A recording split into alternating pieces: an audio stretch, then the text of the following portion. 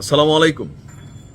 আমার মতন অনেকেই খুশি হয়ে গেছেন যে গেল 2 থেকে 3 দিন যাবত আমাদের এই অন্তর্বর্তী সরকারের উপদেষ্টারা কেউ কেউ বিএনপির সাথে আতাত করে ফেলেছেন, কেউ আবার গোপনে শেখ হাসিনার সাথে যোগাযোগ করছেন, কেউ দেশ ছেড়ে পালানোর কথা চিন্তা করতেছেন, মানে সেফ এক্সিট নেওয়ার চিন্তা করতেছেন।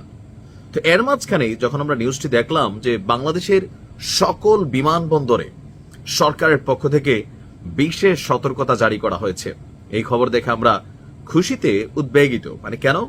যে সম্ভবত যারা দেশ ছেড়ে পালানোর চিন্তা করতেছে এদের কাউকে আর পালাইতে দেওয়া হবে না, প্রত্যেককে এয়ারপোর্টে গ্রেপ্তার করা হবে, অনেকে এমনটাই ভাবছি। আসসালামু আলাইকুম, সবাই কেমন আছেন? আশা করি ভালো আছেন। আপনারা সবাই ভিডিওর শুরুতে ভিডিওর কিছু অংশ বিশেষ দেখে বুঝতে পেরেছেন ভিডিওটা কতটা গুরুত্বপূর্ণ। তাই আর বেশি কথা না বাড়িয়ে চলুন আমরা মূল আলোচনায় চলে যাচ্ছি। তার আগে সবাইকে রিকোয়েস্ট করব, যারা আমাদের চ্যানেলে নতুন আছেন প্লিজ সবাই সাবস্ক্রাইব করে সাথে থাকুন। চলুন ভিডিওটা দেখি। আসসালামু আলাইকুম। আমার মতন অনেকেই খুশি হয়ে গেছেন যে গেল 2 থেকে 3 দিন যাবত আমাদের এই অন্তর্বর্তী সরকারের উপদেষ্টারা কেউ কেউ বিএনপির সাথে আতাত করে ফেলেছেন, কেউ আবার গোপনে শেখ হাসিনার সাথে যোগাযোগ করছেন, কেউ দেশ ছেড়ে পালানোর কথা চিন্তা করতেছেন, মানে সেফ এক্সিট নেওয়ার চিন্তা করতেছেন।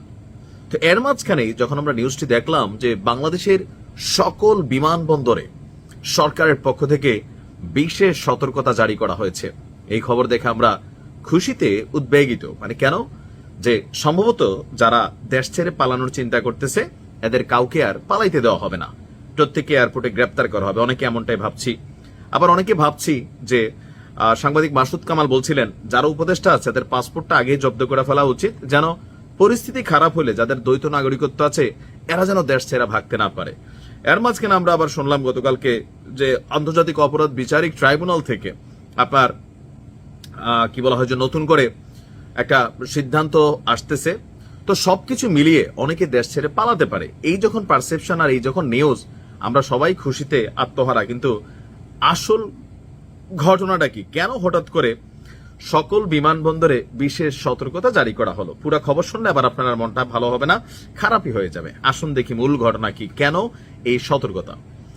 গেল কয়েকদিন যাবত সারা পৃথিবীর যে বড় বড় আন্তর্জাতিক বিমানবন্দরগুলো আছে সেখানে বেশ কিছু সাইবার হামলা হয়েছে।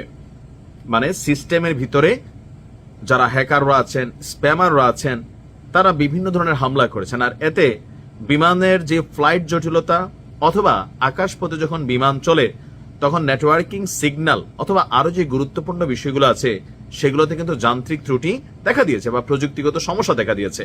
তো এই বিষয়গুলোকে মাথায় রেখে বাংলাদেশের বেসামরিক বিমান চলাচল কর্তৃপক্ষ বেবিচক তারা সাইবার হামলা প্রতিরোধে সকল বিমানবন্দরে সতর্কতা জারি করেছে। এখন এটা পুলিশ, বিডিআর, বিজিবি তাদেরকে দিয়ে কিন্তু কোনো কাজের বিষয় না, এটা যারা প্রযুক্তি খাতকে দেখেন এটা তাদের কাজ। আসলে সতর্কতা জারি করা হয়েছে সাইবার হামলার, অন্য কোনো কিছু না। এরই মধ্যে বেবিচকের ওয়েবসাইটে বেশ কয়েকবার সাইবার হামলা হয়েছে এবং এতে বড় ধরনের ক্ষতি না হলেও কর্মকর্তাদের মধ্যে আতঙ্ক দেখা দিয়েছে। এভিয়েশন মানে বিমান খাতের যারা কাজ করেন এবং সংশ্লিষ্ট গোয়েন্দাদের পরামর্শে বিমানবন্দরগুলোকে বেশ কিছু নির্দেশনা দেওয়া হয়েছে।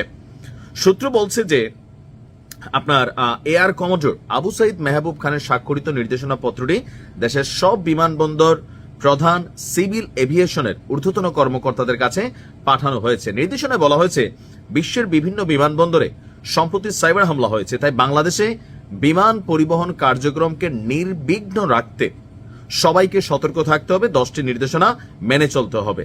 তো এর মধ্যে আছে শক্তিশালী পাসওয়ার্ড ব্যবহার, সন্দেহজনক ইমেইল এবং লিঙ্ক থেকে বিরত থাকা, সফটওয়্যার এবং অ্যান্টিভাইরাস নিয়মিত আপডেট রাখা, পাইরেটেড সফটওয়্যার ব্যবহার না করা, অফিসিয়াল ডিভাইসে ব্যক্তিগত অ্যাপস ইনস্টল না করা এবং মাল্টিফ্যাক্টর অথেন্টিকেশন ব্যবহার করা।